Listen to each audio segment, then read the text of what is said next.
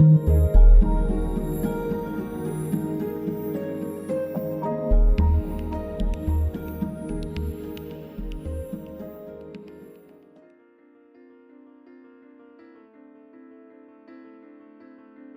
afternoon. We're going to talk about the health, both physical and mental health of the children of Oklahoma and of Oklahoma County. And specifically, we're going to look at a couple of zip codes. My name is Karen Waddell, and the Lynn Institute 4 years ago took on the change in total direction of the organization. Our nonprofit previously had been doing investigative basic science research. Our for-profit continues to do clinical trials, but our nonprofit converted to do building healthy communities. And our model, we believe very clearly that you first have to define the problem and truly state what the conditions are, and then you identify a group of people to be held accountable to move forward with it. So that's our whole premise, and you'll understand that when I talk about some of the work that we've done. Our first project was in Northeast Oklahoma City, and we'll talk about that in just a second.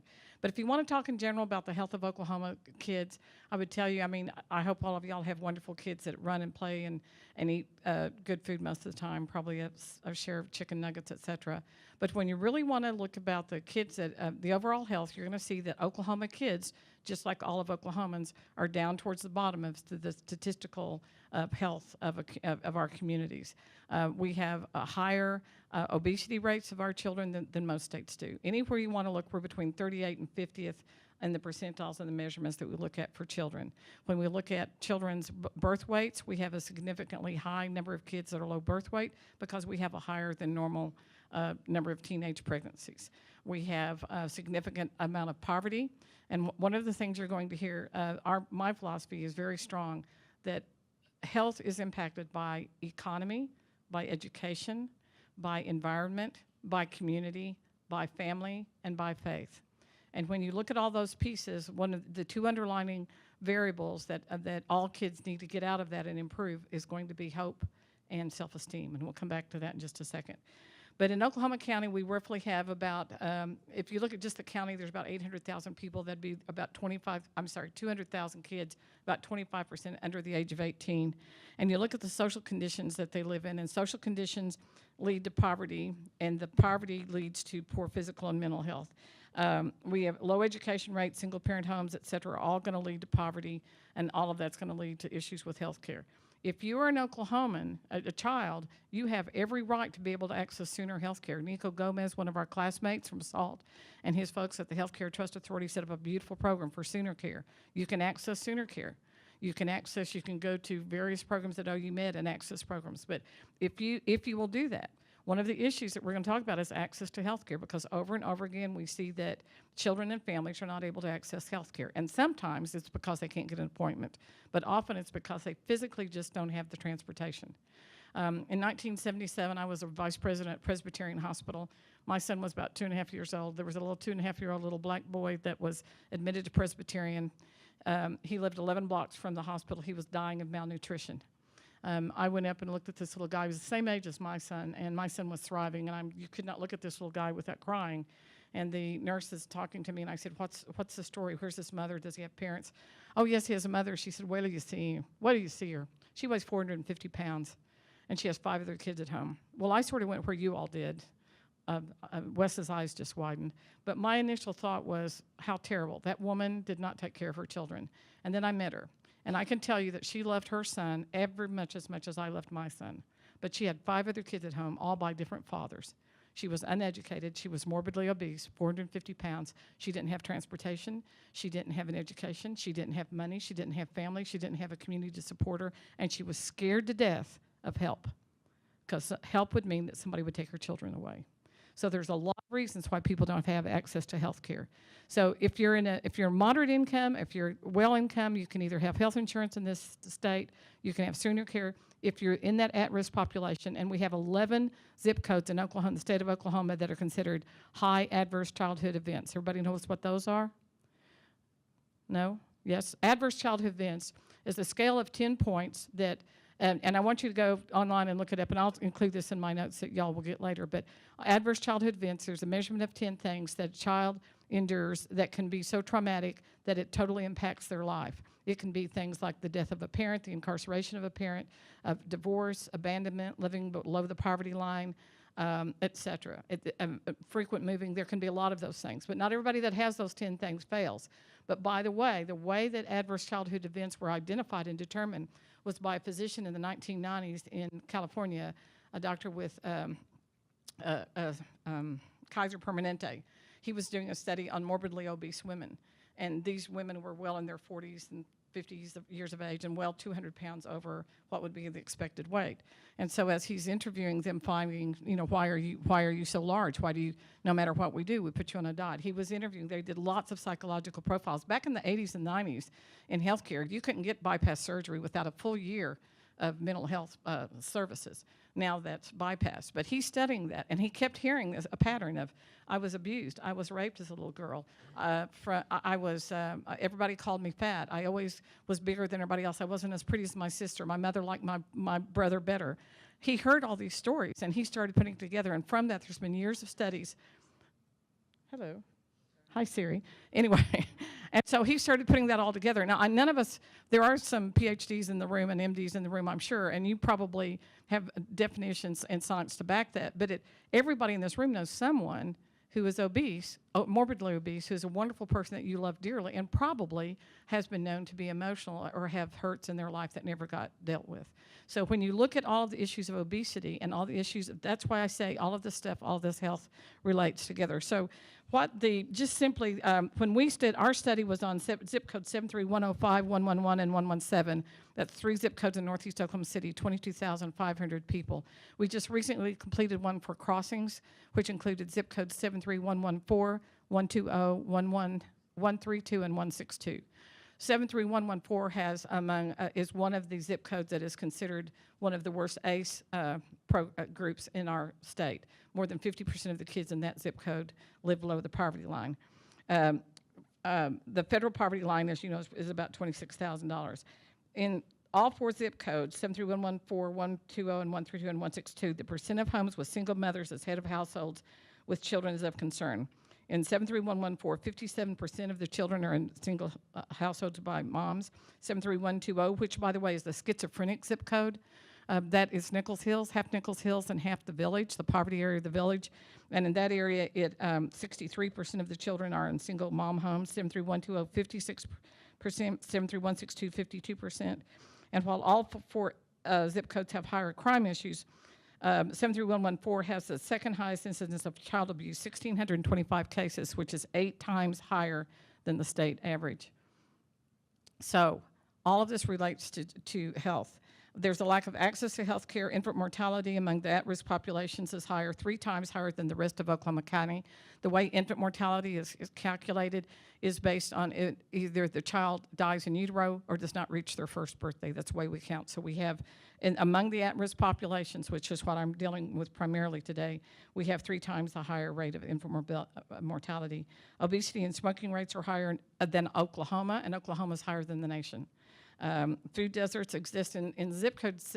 In the 3 zip code area of Northeast Oklahoma City, there's 32 convenience stations, gas stations. There are 2 grocery stores, thanks to our wonderful Susan and Hank Binkowski that opened the Smart Saver over there.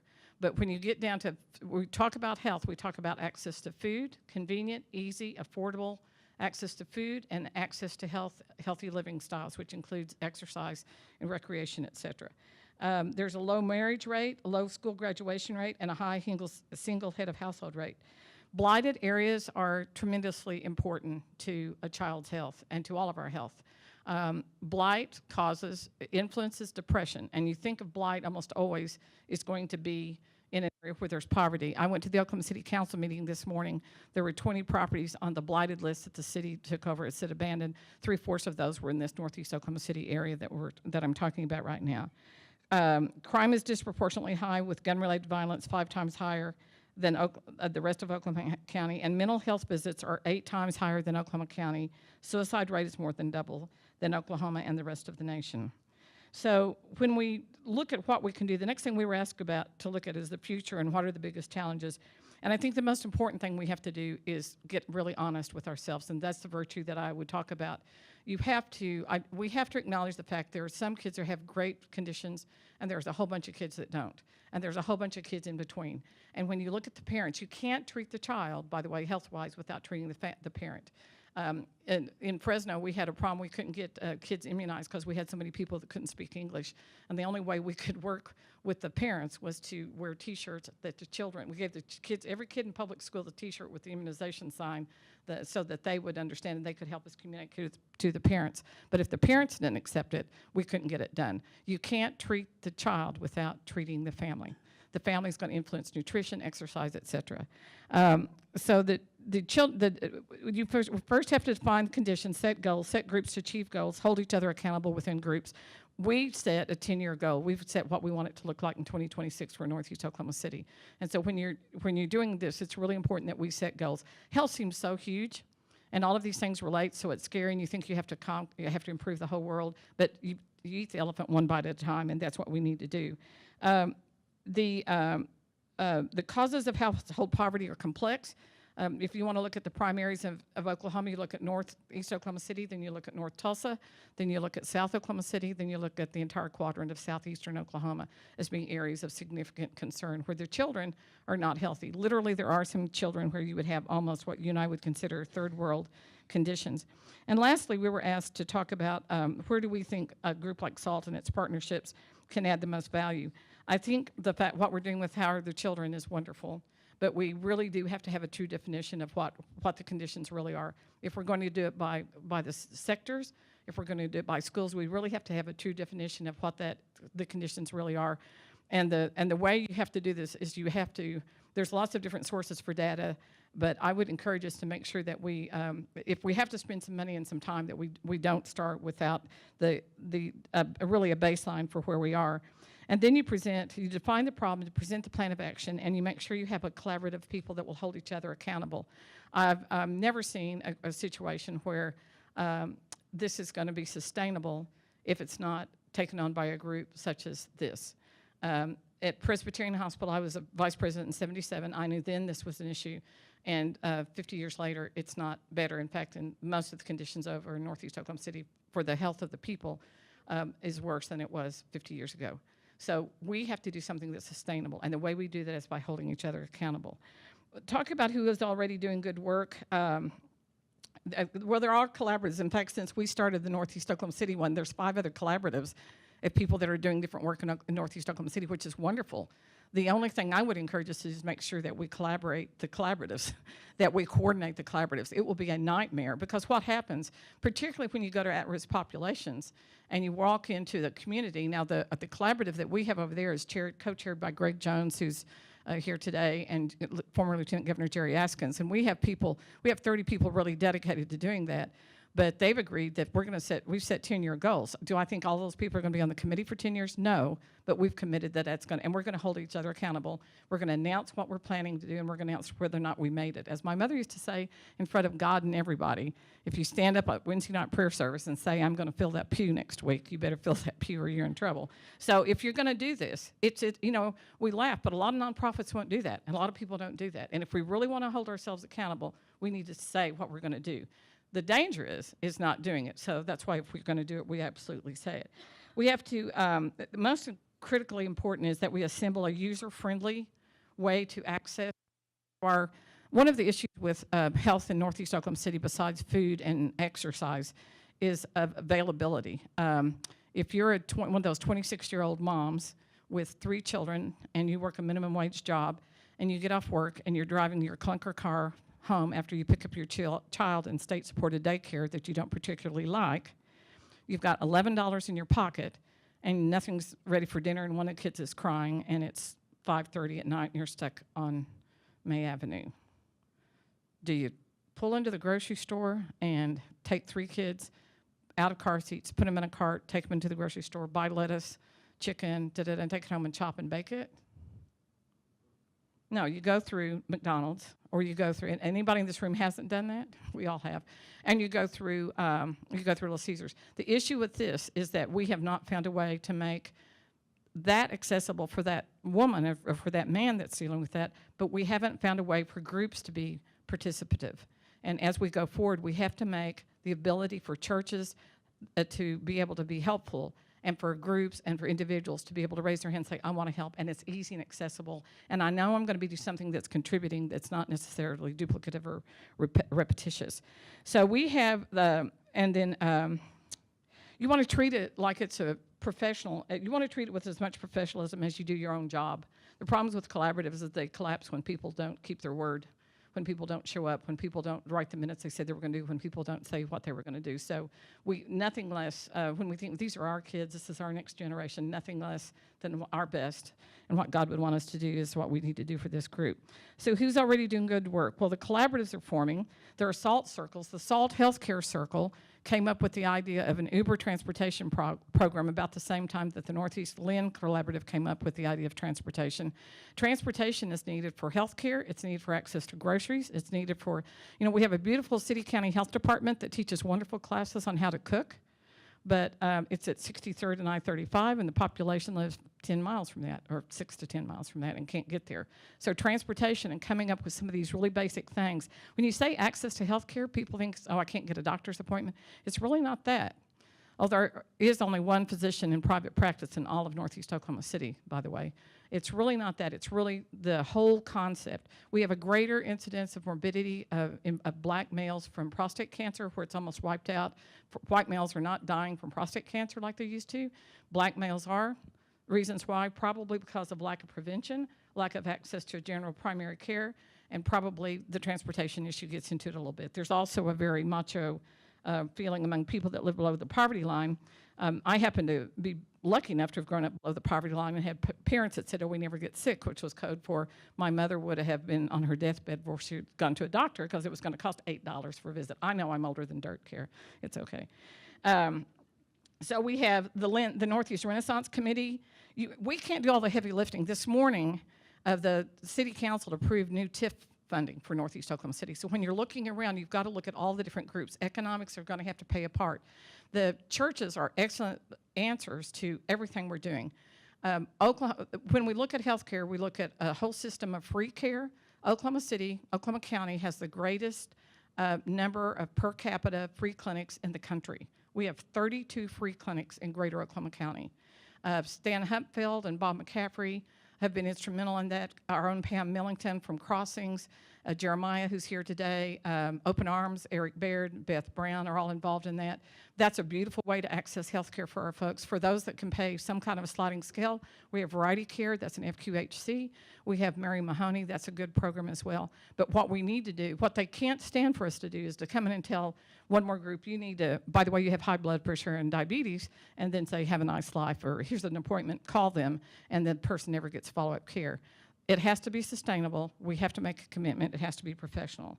The Remerge and Salvation Army just started a collaborative. They're working on poverty. They are anxious. They've got a grant. They have money. If you're looking for a place to try to address poverty, contact the Remerge Salvation Army collaborative, and all of that will be in my information I'll send to y'all. Count Me In for Kids is one of the first Clapham circles started by SALT, and that's a wonderful place where you can come together and find about all the different resources for kids, particularly with foster care. Our own Tom Bates is working very much with the governor's office and fosters and all of that issues, and he's in the room, and I'm sure he'd take personal phone calls at home at any point about resources for kids and health care. And juvenile justice, we have a juvenile justice collaborative now. We have thank you. And WizKid, one of the issues with the whole concept of family and community for children's health is the whole concept of hope. Remember the lack of hope and lack of self-esteem. WizKids mentoring are great answers. WizKids is a wonderful program that the Gross family started, and they're here, and we need to use those people. The community gardens are going to be an answer for our nutrition pieces. Our own Susan Bergen is anxious to come around your organizations and start community gardens. Anywhere she can find a field bigger than a car, she'll plant. And don't stand still. She might put it in your hair. But Susan knows how to plant, and she did a series of 7 of them last year. The parks, when we talked to people, and we did hundreds of interviews with people in Northeast Oklahoma City about why they don't exercise, and it was about safety and security, and the parks were either too far away or the gangs take them over at night. They're nice, but they don't have lights. There are 6 walking trails in Northeast Oklahoma City, only 2 have lights. There are 2 recreation centers that have swimming pools. They're only open 2 days a week. So we need to work to get these things available. When sometimes our resources look greater than they are, and we really need to define if they're really usable. So as you are looking for resources, those will help. And lastly, I would tell you that to make it sustainable, the funders have to be at the table. There's a wonderful Christian gentleman named Frank Merrick, who's head of the Merrick Foundation. I urge you to contact him. He brings together a group called the Funders Group, and they will work to help you try to find funding. He may not be able to find it for you, but he'll work to help. Their overall is health is impacted by everything, and so before you get scared and think it's way too much, we just have to eat this a little bit at a time, and all the other things that we're working. Erin, in her presentation, mentioned art. And she talked a lot about, she showed this map. Can y'all see the map and see that the top stuff is darker? And Erin told us that that's if you look at the darker part, that represents 65% of the people in that North Divide are more creative than the people. You see the lower part of the United States are not as dark. They're not as creative. And she told us that she thinks that stems to education.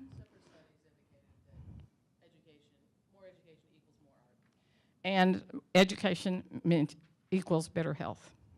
Thank you very much.